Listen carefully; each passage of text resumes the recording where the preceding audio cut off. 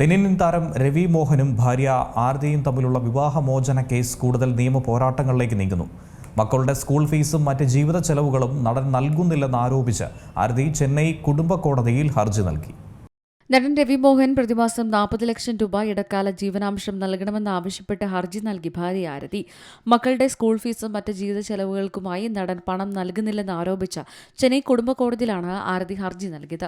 കുടുംബ കോടതിയിലെ ഹർജികൾ വൈകുന്നതിനെ തുടർന്ന് ആരതി മദ്രാസ് ഹൈക്കോടതിയെ സമീപിച്ചിരുന്നു. അപേക്ഷ പരിഗണിച്ച ഹൈക്കോടതി 2 ആഴ്ചയ്ക്കുള്ളിൽ ജീവിതാംശത്തിന് തീരുമാനമെടുക്കാൻ കുടുംബ കോടതിയോട് നിർദ്ദേശിച്ചു. ഇതിന് പിന്നാലെ സമയപരിധി നീട്ടണമെന്നാവശ്യപ്പെട്ട് രവി മോഹൻ ഹൈക്കോടതിയെ സമീപിച്ചെങ്കിലും ഹർജി കോടതി തള്ളി. തീയതി നീട്ടാൻ കഴിയില്ലെന്ന് വ്യക്തമാക്കിയ കോടതി മുൻപ് നിശ്ചയിച്ച സമയപരിധിക്കുള്ളിൽ തന്നെ കുടുംബ കോടതി വിഷയത്തിൽ തീർപ്പ് കൽപ്പിക്കണമെന്നും ഉത്തരവിട്ടു.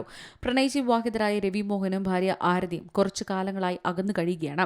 ഇതിനിടെ നടൻ ഗായിക കെനിഷ ഫ്രാൻസിസുമായി പ്രണയത്തിലാണെന്ന തരത്തിൽ വാർത്തകൾ പ്രചരിച്ചു. രവി മോഹനുമായുള്ള സൗഹൃദം ഉപേക്ഷിക്കുകയാണെന്ന സൂചന നൽകി കെനിഷ രംഗത്ത് വന്നതിന് പിന്നാലെ കരഞ്ഞും പൊട്ടിത്തെറിച്ചും നടൻ വാർത്താ സമ്മേളനം നടത്തിയതും വാർത്തകളിൽ ഇടം നേടിയിരുന്നു. വിവാഹമോചനം നേടുന്നതുവരെ തന്റെ സിനിമകൾ റിലീസ് ചെയ്യില്ലെന്ന് രവി മോഹൻ പ്രഖ്യാപിക്കുകയും ചെയ്തു.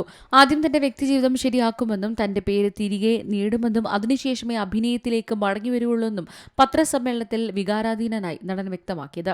News desk C Malayalam news. ഏറ്റവും പുതിയ വാർത്തകളും വിശേഷങ്ങളും വിരൽത്തുമ്പിലറിയാൻ സി മലയാളം ന്യൂസ് എല്ലാ ഡിജിറ്റൽ പ്ലാറ്റ്ഫോമുകളിലും ലഭ്യം.